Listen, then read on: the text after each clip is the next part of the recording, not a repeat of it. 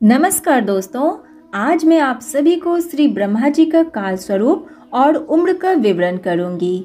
लेकिन उससे पहले एक रिक्वेस्ट है कि अगर आप मेरे चैनल पर नए आए हैं या आपने अभी तक हमारे चैनल को सब्सक्राइब नहीं किया है तो आज ही सब्सक्राइब करके उस लाल वाले बटन को दबा दीजिए। और हाँ, वीडियो को लास्ट तक जरूर देखिएगा, क्योंकि अगर आप लास्ट तक नहीं देखेंगे तो आपको कहानी समझ में नहीं आएगी। तो चलिए शुरू कर लेते हैं आज के वीडियो। श्री ब्रह्मा जी का काल स्वरूप और उम्र का विवरण।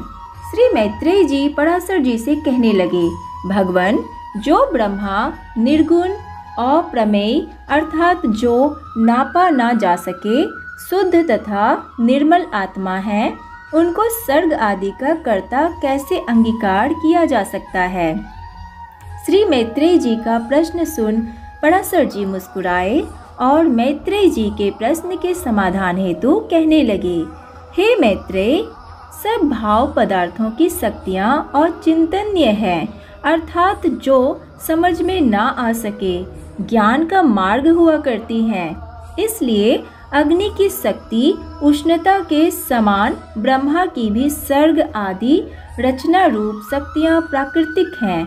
अब जिस प्रकार से प्रभु सृष्टि की रचना करते हैं उनका मैं उल्लेख कर रहा हूँ, ध्यान पूर्वक सुनो। नारायण नाम के जगत पिता यह ब्रह्मा जी सदैव उपचार द्वारा ही उत्पन्न हुए माने एवं कहलाए जाते हैं।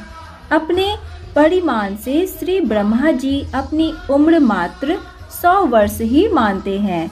उस 100 वर्ष का नाम पर है, इसका आधा परार्ध कहलाया जाता है।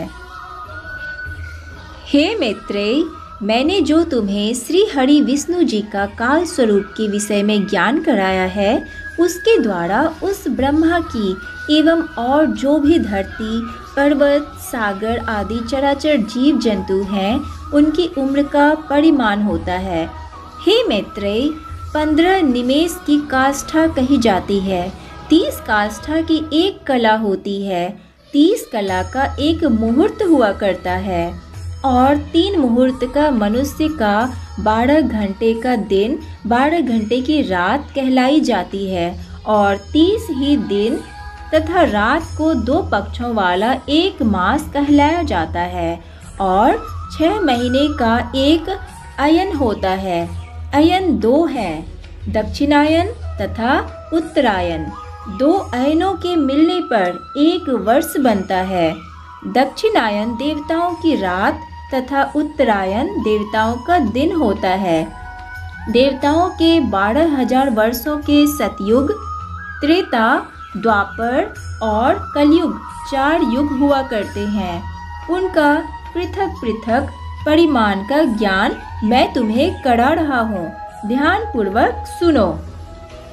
पराशर जी कहने लगे, पूरा तत्व के ज्ञाता सतयुग आदि के परिमाण को क्रमशः 4, 3, 2, 1 दिव्य वर्ष कहा जाता है।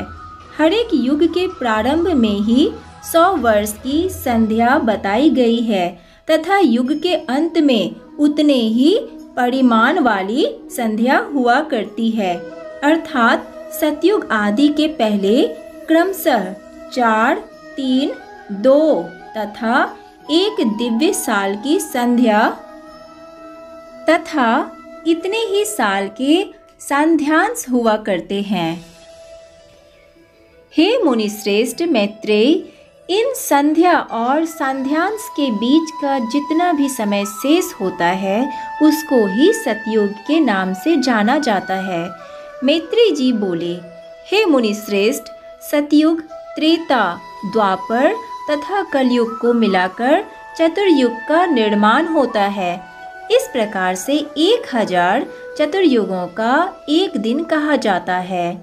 हे विप्र, पराशर जी बोले, परम पिता ब्रह्मा जी के एक दिन में 14 मनु हुआ करते हैं, अर्थात होते हैं। उसका कालकृत परिमाण बताता हूँ, ध्यान पूर्वक सुनो। सप्तऋषि, देवगण, इंद्र, मनु तथा मनु के बेटे एवं राजाओं की रचना एक ही काल में की जाती है और एक ही समय में एक ही काल में ही संसार होता है। हे अनघ, 71 चतुर्युगों से कुछ अधिक काल का एक मनवंतर माना जाता है। 71 चतुर्युगों के परिमाण से 14 मनवंतरों में 9,994 चतुर्युग हुआ करते हैं तथा परमपिता ब्रह्मा जी के एक दिवस में 1000 चतुर्युग हुआ करते हैं। इसीलिए 6 चतुर्युग और शेष रह जाते हैं। 6 चतुर्युगों का 14वां भाग कुछ कम 5103 दिव्य साल हुआ करते हैं। इस प्रकार एक मनवंतर में 8,52,000 दिव्य वर्ष हुआ करते हैं। हे मुनि सत्तम, मनुष्य की वर्ष गणनानुसार मनवंतर का परिमाण पूरे 30,67,20,000 वर्ष हुआ। इस काल का 14 गुना परमपिता ब्रह्मा जी का एक दिन हुआ करता है और उसके अनंतर नैमित्तिक नाम वाला ब्रह्मा प्रलय हुआ करती है। उस वक्त तीनों लोकों क्रमशः भूलोक, भूवरलोक तथा स्वर्गलोक जल उठते हैं तथा महरलोक में वास करने वाले सिद्धगण बहुत संतापमय होकर जनलोक को गमन करते हैं। इस प्रकार से तीनों लोकों के जलमग्न हो जाने के उपरांत जनलोक में बसने वाले योगियों द्वारा स्मरण किए जाने वाले श्री हरि विष्णु रूपी कमल योनि ब्रह्मा त्रिलोकी के ग्रास से तृप्त होने के बाद दिन के बराबर ही परिमाण वाली उस रात में शेष सैया पर विराजमान होने लगते हैं और उस समय के व्यतीत हो जाने पर फिर दोबारा सृष्टि की रचना करते हैं। इसी तरह पक्ष, मास आदि गणना द्वारा ब्रह्मा जी का वर्ष होता है। फिर इसी प्रकार से 100 वर्ष होते हैं। इसी तरह ब्रह्मा जी के 100 साल ही उस महात्मा ब्रह्मा जी की पूर्ण आयु कहलाती है। हे मुनीश्वर, उन परम पिता ब्रह्मा जी का एक परार्ध व्यतीत हो चुका है। उसका आखिर में पद्ध नामक विख्यात महाकल्प हुआ था।